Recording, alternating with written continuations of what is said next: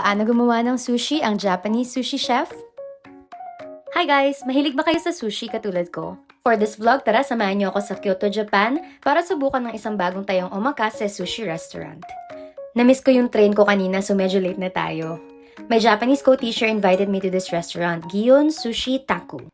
This is an omakase restaurant, or if translated literally, omakase, I'll leave it up to you. Sa ganitong klase ng restaurant, mamimili ka ng course meal and then ang chef na ang bahalang mag-prepare. Ito kami, while waiting, they served us one appetizer already at pati na rin yung choice of drink namin.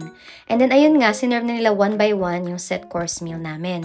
Masarap talaga siya guys, as in, and it was really entertaining to watch the chef prepare the sushis and side dishes na kakainin namin. High quality yung mga ingredients na ginagamit nila at syempre, fresh din siya. And habang kami ay kumakain and enjoying our drinks, nagkukwento rin yung chef kung paano yung naging journey niya para maging isang sushi chef, yung training, and then of course, yung mga different origin ng mga ingredients na ginagamit ng chef from all over Japan. Sobrang entertaining panoorin ng chef na gumawa. Sobrang delicate kasi and talagang intricate ng process ng paggawa ng sushi and all the other food na sinerve nila sa amin. Talagang ang Japanese culture, they value yung presentation and service sa customer.